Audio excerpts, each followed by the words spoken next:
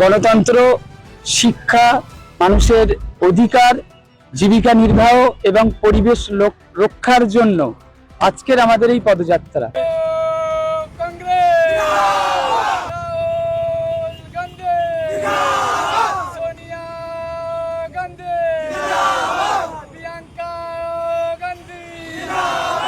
মূলত আমাদের দাবি সমূহ যে বর্তমান সময়ে আপনারা দেখতে পেয়েছেন যে নিট 22 লক্ষর অধিক ছাত্রছাত্রীর উপর যে স্ক্যামটা হয়েছে এবং 22 লক্ষেরও অধিক ছাত্রছাত্রী আজ এফেক্টেড। নিটের উপর যে দুর্নীতি হয়েছে তার প্রতিবাদে আমাদের আজকের এই পদযাত্রা। তৎসহ আপনারা দেখেছেন এসআইআর এর যে ট্রাইব্যুনালে যারা অ্যাপিলেন্ট অর্থাৎ যারা অ্যাপিল করেছে সমস্ত অ্যাপিলেটদের নিরপেক্ষ বিচার বিবেচনার মধ্যে দিয়ে তাদের পুনরায় ভোটার লিস্টে নাম নথিভুক্ত করা হোক, এর দাবি নিয়ে আমরা সোচ্চার হয়েছি। কারণ গণতন্ত্রের হত্যা, একজন ভোটারকে ডিরেক্ট হওয়া মানে এটি গণতন্ত্রের হত্যা। তৎসহ আপনারা দেখেছেন যে পুনর্বাসন ছাড়া যে পরিমাণে হকারদেরকে উচ্ছেদ করা হচ্ছে, মানুষের পেটে লাথি মারা হচ্ছে বর্তমান সরকার দ্বারা, কোনো নোটিশ ছাড়া যে ইভেকশন অর্থাৎ উচ্ছেদের যে নোটিশ দিয়েছে সেই নোটিশের বিরুদ্ধে আমাদের সোচ্চার।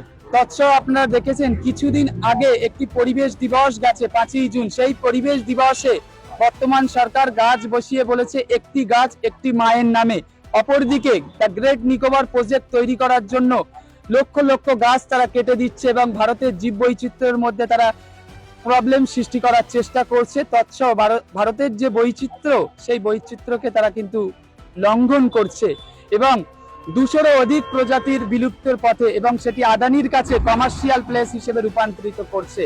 তৎসহ আপনারা দেখেছেন যে বর্তমান সময় পেট্রোলের যে প্রাইস যে হাইক, এত পরিমাণে পেট্রোলের দাম, দ্রব্য মূল্য বৃদ্ধি হয়েছে, এই সমস্ত কিছুর প্রতিবাদে আজকে কদমগাছি জাতীয় কংগ্রেস অঞ্চল কমিটির পক্ষ থেকে আমাদের গোলাবাড়ি পাম্প তাকিরোড হইতে ধর্মতলা চেকপোস্ট পর্যন্ত আমাদের পদযাত্রা।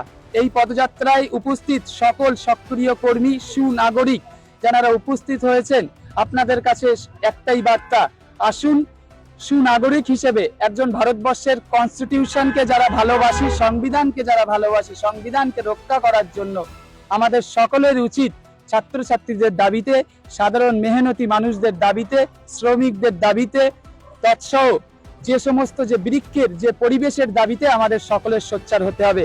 আজকের আমাদের এই পদযাত্রা শুরু হচ্ছে গোলাবাড়ি পাম্প থেকে। সকল যারা এসেছেন সকলকে আমাদের এই বার্তা থেকে আমরা এটাই মেসেজ দিতে চাই, বর্তমান সরকার ধর্মীয় মেরুকরণের মধ্যে দিয়ে যেভাবে চলছে, এই ধর্মীয় মেরুকরণকে লঙ্ঘন করতে আমাদের সকলকেই সুনাগরিক এবং সুশীল সমাজ রূপান্তরিত করতে হবে। কারণ আপনারা সকলেই জানেন ভারতবর্ষ বিশ্বের দরবারে সর্ববৃহৎ গণতান্ত্রিক দেশ এবং এই সংবিধান রিটেন কনস্টিটিউশন, তাই সংবিধান রক্ষার লড়াইয়ে আমাদের কদমগাছি অঞ্চল জাতীয় কংগ্রেস কমিটি সর্বদা সোচ্চার থাকবে।